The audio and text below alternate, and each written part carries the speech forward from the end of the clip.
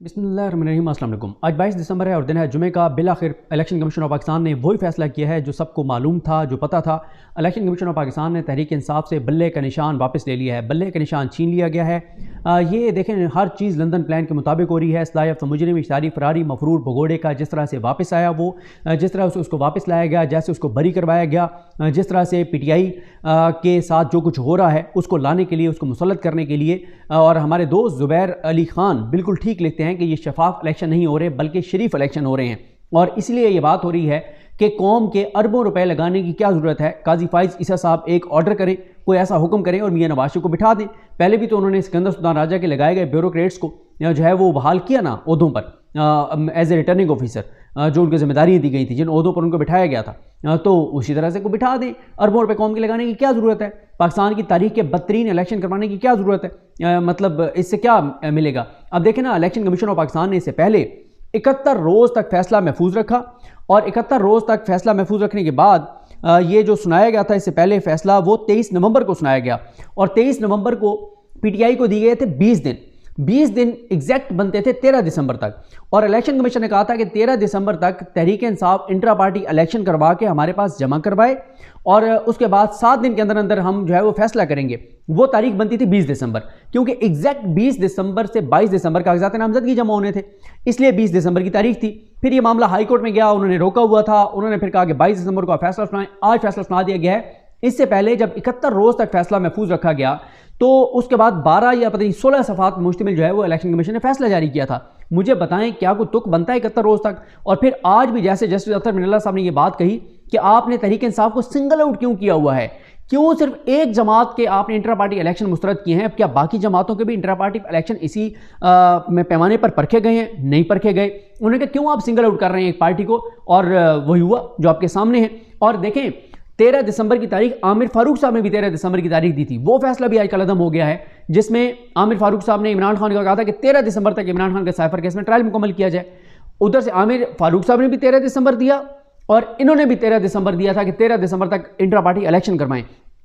और intra party election उन्होंने कराए और बाकियों से बहुत बेहतर कराए। एक ऐसी सूरत हाल में जब पूरी पार्टी के लोग झंडा लेके कोई नहीं निकल सकता, को नाम ले बहुत तो उसको हटा लिया जाता है सारा कुछ। और फिर आपने इस्तेकाम पाकिस्तान पार्टी का देखा, एक पेज के ऊपर उन्होंने इंट्रा पार्टी इलेक्शन और वो किसको कितने वोट मिले वो सारे जमा कराए, वो इलेक्शन कमीशन ने मान लिया। नून लीग का पता ही किसी को नहीं था कि इलेक्शन होने हैं।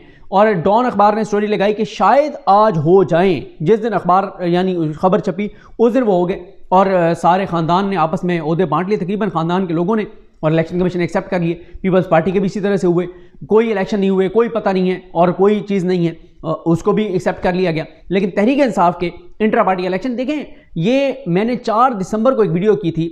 4 दिसंबर को मैंने वीडियो में बताया था कि मियां नवाज शरीफ को लाहौर में बता दिया गया है कि PTI के पास बल्ले का निशान नहीं होगा, क्योंकि मियां नवाज शरीफ की जो 25 शराइत हैं लंदन प्लान के तहत, उनमें से एक शर्त ये थी, उनमें से कुछ शराइत ये थी कि जब मैं पाकिस्तान जाऊंगा मेरा बायोमेट्रिक होगा, मुझे बरी करवाया जाएगा, मुझे गिरफ्तार नहीं किया जाएगा, मुझे हिफाजती ज़मानत दिलवाई जाएगी।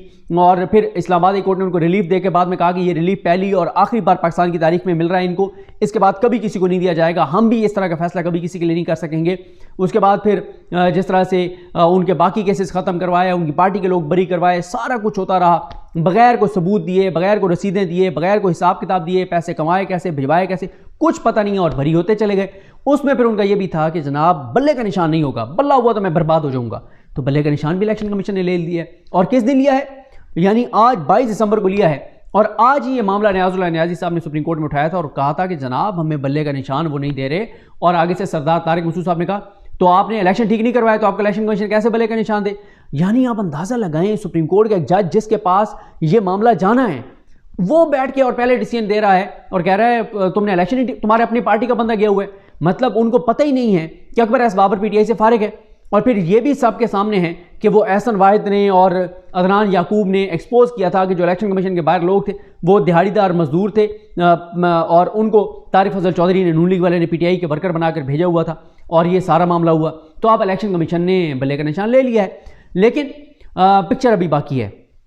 ये मामला ज़्यादा चांसेस यही हैं कि तहरीक इंसाफ इसको पेशावर हाई कोर्ट लेकर जाएगी और इम्कानात हैं कि पेशावर हाई कोर्ट और उसके बाद सुप्रीम कोर्ट में जब ये मामला जाएगा तो बल्ले का निशान PTI को मिल जाएगा।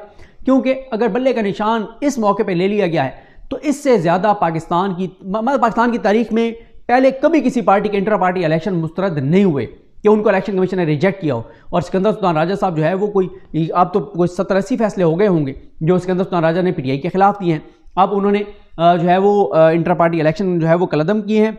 अभी तक जो है वो शॉर्ट ऑर्डर आए हैं और उस शॉर्ट ऑर्डर में जो है यही बताया गया है कि ये 11 सफ़ात पर मुश्तमिल फैसला है और कहा गया है कि पीटीआई इलेक्शन एक्ट और पार्टी आइन के मुताबिक इंट्रा पार्टी इंतखाबात कराने में नाकाम रही। अच्छा, पहले जब पीटीआई ने इंट्रा पार्टी इलेक्शन कराए तो पीटीआई को कहा गया कि ये तो आपने पुराने आइन के मुताबिक करा दिए, आपने तो आइन अपने पीटीआई के आइन में नई तरमीम कर दिया है। पीटीआई ने कहा जी हम अपनी आइन में की गई तरमीम को वापस लेते हैं, तो ठीक है, फिर भी एक्सेप्ट नहीं किया।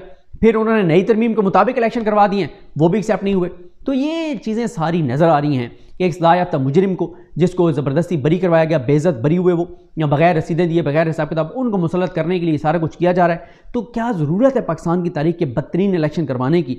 और ये देखें, मैं आपको ये बात कह रहा हूँ कि ये बात आपको सोशल मीडिया पे भी करनी चाहिए कि जो पाकिस्तान की तारीख के बदतरीन इलेक्शन होने जा रहे हैं, इसके जो कंसिक्वेंसेज होंगे मुल्क के लिए, उसके ज़िम्मेदार दो लोग होंगे, एक सिकंदर सुल्तान राजा और एक काजी फाइज ईसा साहब। क्योंकि काजी फाइज ईसा साहब जो हैं उन्होंने आंखें बंद की हुई हैं और ये तो आज जो फैसले हुए उस पर बाद में बात करेंगे। और उन फैसलों का क्रेडिट दो जजेस को जाता है, एक जस्टिस अतर बिन अल्लाह साहब को नंबर 1, नंबर 2 मंसूर शाह साहब को, क्योंकि मंसूर शाह साहब के रिमार्क्स बड़े ज़बरदस्त थे और अतर बिन अल्लाह साहब जो हैं और वरना सरदार तारिक मसूद साहब के जो रिमार्क्स मोस्टली थे वो तो पीटीआई के जो है वो अगेंस्ट थे।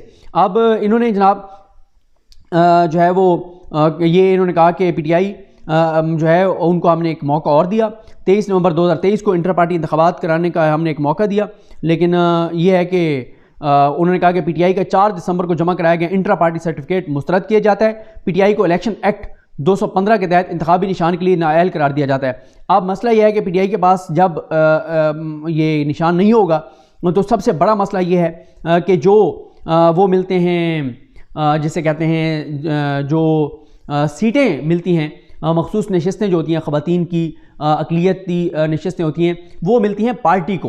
तो अब पीटीआई के लोग जो है अभी तक इस फैसले के बाद तो हर हलके में पीटीआई का बंदे के मुख्तलिफ उसके होंगे निशान होंगे, वो भी कोई मसला नहीं है। मसला निशानात का नहीं है, वो तो हर हलके में हर पोलिंग स्टेशन पे पीटीआई के लोग मौजूद होंगे, वो बताएंगे कि इस हलके में हमारा उम्मीदवार कौन है, उसका निशान क्या है, ये कोई मसला नहीं है। और बल्ले से ज़्यादा रिएक्शन में वोट पड़ेगा, लेकिन मसला उन मखसूस नशस्तों का है। ये एक सवाल है जिसका लीगल जवाब देखना पड़ेगा। इस पर अभी मैं देखता हूँ कि इसका क्या है कि मखसूस नशस्तें बहरहाल पीटीआई को फिर अगर उनके पास निशान ही नहीं होगा तो वो पार्टी के एमएनए कंसीडर नहीं होंगे, एमपी कंसीडर नहीं होंगे, तो फिर पीटीआई को उस तनासब से वो जो मखसूस नशस्तें मिलनी हैं ख़वातीन की और बाकी वो कैसे मिलेंगी, ये एक बड़ा जो है वो मामला है। तो लेकिन अब पीटीआई के पास ये ऑप्शन है कि पीटीआई इसके ऊपर जाएगी, सुप्रीम कोर्ट ऑफ पाकिस्तान अपना हाई कोर्ट में जाएगी। और आज ही पीटीआई ने ये सवाल उठाया था कि जनाब हमें सॉरी लेवल प्लेइंग फील्ड नहीं मिल रहा और ये सारी चीज़ होगी। तो ये जनाब है मामला। पीटीआई अब देखना ये है कि पीटीआई इस मामले को किस हाई कोर्ट में चाली करती है, क्योंकि अगर तो ये मामला जो है वो होता है अगर ये मामला इस्लामाबादी कोर्ट में जाता है, वहाँ तो आपको पता है 3 ही चीज़ें होती हैं। सबसे पहले एतराज़ात लगते हैं, एतराज़ात के बाद फिर एतराज़ात के साथ दरख्वास्त लगती है, फिर एतराज़ात दूर होने के बाद फिर अगले हफ्ते यानी जुमेरात को एतराज़ात दूर होते हैं, फिर अगली जुमेरात को केस लगता है, फिर उससे अगली जुमेरात के लिए फिर जर्न होता है, फिर उससे अगली जुमेरात जुमे के लिए नोटिस होते हैं, फिर उसके बाद फिर एक पार्टी को सुना जाता है, फिर दूसरी को सुना जाता है, फिर दरमियान में 1-2 हेयरिंग्स पे जज साहब बीमार हो जाते हैं, फिर उसके बाद फैसला महफूज होता है। और फैसला महफूज होने के बाद कभी महीना, कभी 2 महीने, कभी 3 महीने, कभी 11 महीने फैसला महफूज रहने के बाद फैसला खिलाफ आता है और दरख्वास्त मुस्तरद कर दी जाती है। तो ये एक पूरा पैटर्न है इस्लामाबाद कोर्ट से, इसलिए इस्लामाबाद कोर्ट तो मेरा नहीं ख्याल ये जाएंगे, मेरा ये ख्याल है कि ये पेशावर हाई कोर्ट जाएंगे। उसकी वजह यह है कि इस वक्त जितनी भी पाकिस्तान की हाई कोर्ट्स हैं उनमें अगर कोई हाई कोर्ट इंसाफ कर रही है तो वो पेशावर हाई कोर्ट है। तो इसलिए चांसेस हैं कि पीटीआई जो है वो पेशावर हाई कोर्ट जाएगी। और ये है अब तक की जनाब सूरत हाल।